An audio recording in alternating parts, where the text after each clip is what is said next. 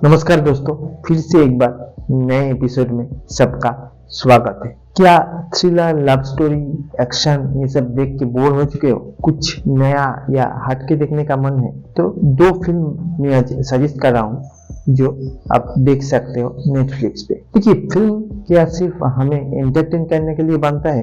Action, नाच, गाना या लव स्टोरी, थ्रिलर, कॉमेडी सिर्फ इनके लिए बनता है?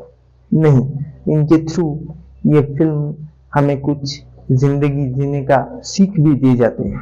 ऐसा ही एक फिल्म है ड्रैगन, जिसका थिएट्रिकल रिलीज हुआ था फरवरी में, फिर वो मार्च में नेटफ्लिक्स पे आते हैं और आते ही धमाल मचा देता है। इस फिल्म का डायरेक्टर है अश्वथ मणिमुथु, जो इससे पहले ओ माई काडेवेलु नाम का एक मूवी भी बनाया था, और इसका जो हीरो है वो है प्रदीप रंगनाथन। इससे पहले 2022 में उसका एक मूवी आया था जिसका नाम था लव टुडे। 5 करोड़ में बनी हुई वो फिल्म 100 करोड़ का बिजनेस किया था। इस बार भी ये ड्रैगन की तरह ही मार्केट में राज कर रहा है। 30 करोड़ में बनी हुई ये फिल्म ऑलरेडी 150 करोड़ की बिजनेस कर चुकी है और अब ये OTT पे राज कर रहा है।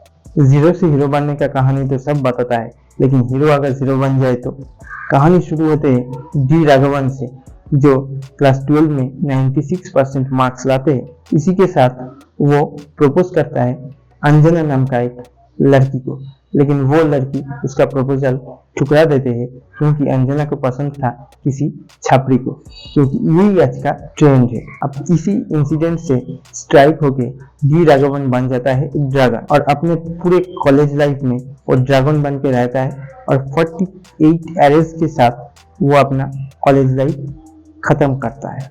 मतलब ओनली फेल फेल फेल। इसके बावजूद भी ड्रैगन को एक MNC में लाखों सैलरी का नौकरी मिलता है और वो बेस्ट एम्प्लॉय का अवार्ड भी उसे मिलता है। शहर की सबसे अमीर बिजनेसमैन के लड़की से शादी भी तय रहते हैं, और ये सब कैसे हो पाया वो आप मूवी में ही देख लो। सब कुछ जब ठीक चल रहा था और हैप्पी एंडिंग होने ही वाला था, तभी ड्रैगन की कहानी में आते हैं एक अनएक्सपेक्टेड ट्विस्ट। जिंदगी में उसको उसी मोड़ पे लाके खड़े करते हैं जहां वो छोड़ गए थे, यानी कि जो कॉलेज डिग्री इनकम्प्लीट रख के और निकल गए थे, उसे वही कॉलेज में वापस आना पड़ता है।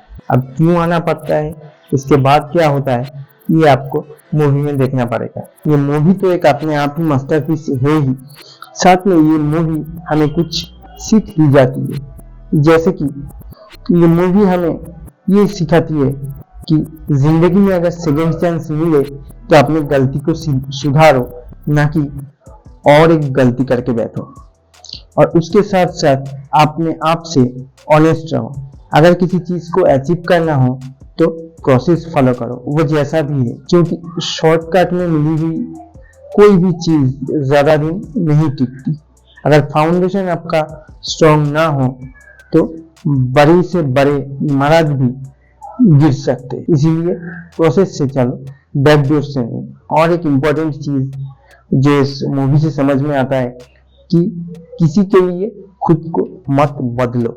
जैसे कि डी राघवन ने उस लड़की के लिए अपने आप को बदल लिया था कि वो जो उसका पहले गर्लफ्रेंड था वो किसी छपरी टाइप का लड़की को पसंद करता है, इसीलिए वो भी अपने आप को बदल कर अपने आप में एक बैड बॉय इमेज लाया और अपने जो प्राइम टाइम था उसको बर्बाद किया। और इसी के साथ साथ ये मूवी का एक बेहतरीन स्टोरी लाइन है और एक कॉम्पैक्ट स्क्रीन प्ले जो आपको कभी बोर नहीं करेंगे। और ये डी राघवन और जो भी कैरेक्टर्स है उस सभी का उतार चढ़ाव के साथ आप जुड़ पाओगे। साथ में सभी का बेहतरीन परफॉर्मेंस है इसमें, और एक इमोशनल क्लाइमैक्स। जो डी राघवन का फादर का रोल प्ले किया है जॉर्ज मरियान ने, एक बेहतरीन कलाकार है, और उसका जो एंड वाला जो परफॉर्मेंस है ना, वो आपको शायद रुला देंगे। नेक्स्ट मूवी में जाने से पहले मैं एक ऐड का याद दिलाता हूँ जो 2005 में आई थी। ये ग्रीन प्लाई नाम का जो ब्रांड है उसका ऐड था, जहाँ पे दिखाया जाता है कि एक सिख बच्चा बस में जाते जाते अचानक बस रुकवा कर बस से उतर जाती है और एक तमिल घर में जाके एंट्री लेता है और उसी घर का एक एडल्ट मेंबर की तरह वो बिहेव करने लगता है। इसी एड से इंस्पायर होके ये मूवी बनाया गया है जिसका नाम है ननपकल निराथु मयक्कम। और ये जो मूवी है ये कम्प्लीटली डिफरेंट मूवी है, एक सिंपल स्टोरी है। यहाँ पे कोई एक्शन नहीं है, कोई थ्रिल नहीं है, लेकिन इसमें भी कुछ खासियत है। जैसे कि इस मूवी का स्टोरी जो है कि एक मलयाली ग्रुप जो तमिलनाडु घूमने के लिए गया था, वो रिटर्न करने के वक्त बस में वो जब रिटर्न कर रहा था केरला, इस ग्रुप के अंदर जेम्स नाम का एक आदमी था जो तमिल चीजों से बहुत इरिटेट फील करता था। इसीलिए जब एक तमिल गाना बज रहा था बस में, तो ये जेम्स उसे बंद करने के लिए कहता है। फिर बस में सब सो जाता है, जेम्स भी सो जाता है और अचानक जेम्स का नींद खोलता है और वो बस रुकवा कर एक किसी गांव में घुस जाता है और वो गांव एक तमिल गांव है। और मजे की बात ये है कि जेम्स बिहेव करने लगता है एक तमिल इंसान की तरह जिसका नाम है कल्याण सुंदरम। तो जेम्स जाके ये कल्याण सुंदरम के घर में घुस जाता है और कल्याण सुंदरम की तरह ही बात करने लगता है, बोलने लगता है और जो जो काम कल्याण सुंदरम करता था वो वही सब काम करने लगता है। और एक मजे की बात है कि जो तमिल गाने पे ये जेम्स इरिटेट हो रहा था, उसी तमिल गाने पे कल्याण सुंदरम बन के जेम्स मजे से नाचने लगता है। तो ऐसा चलते हैं वो पूरा दिन। तो नेक्स्ट डे आते हैं और जब दोपहर के खाना खाने के बाद कल्याण सुंदरम बने हुए जेम्स सो रहा था और दोपहर के बाद जब नींद खोलता है तो उसको सब याद आ जाता है और ये जेम्स अपने लोगों के साथ लौट जाता है। तो ये सब सिंपल सा स्टोरी, लेकिन यहाँ पे डायरेक्टर एक ओपन एंडिंग छोड़ा है ऑडियंस के लिए कि इसका कंक्लूजन क्या हो सकता है, कि ये कहानी का मतलब क्या हो सकता है। क्या जेम्स के अंदर कल्याण सुंदरम की आत्मा घुस गया था, ये एक सुपरनेचुरल स्टोरी है, या ये कुछ हुआ ही नहीं था सच में और ये जो जेम्स है ये सपना देख रहा था। और इस मूवी में एक भी शॉट कैमरा पैन करके नहीं लिया गया, सब के सब वाइड एंगल शॉट है जो किसी ना किसी जगह पे कैमरा फिक्स्ड बिठाकर लिया गया है।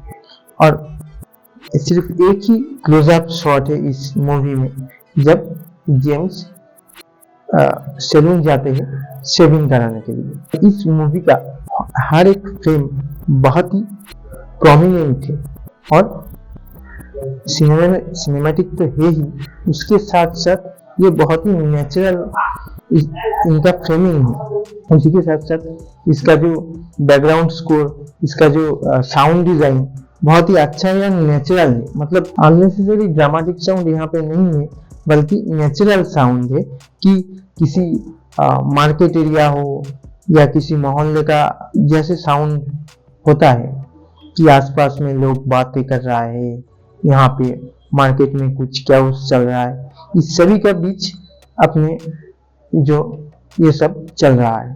तो काफी हद तक एक यूनिक स्टोरी है, एक सिंपल सा स्टोरी है, लेकिन कुछ नया है। और अगर आप सच में सिनेमैटिक चीजें नोटिस करना पसंद करते हो तो ये मूवी तो आपके लिए एक मस्ट वॉच फिल्म है।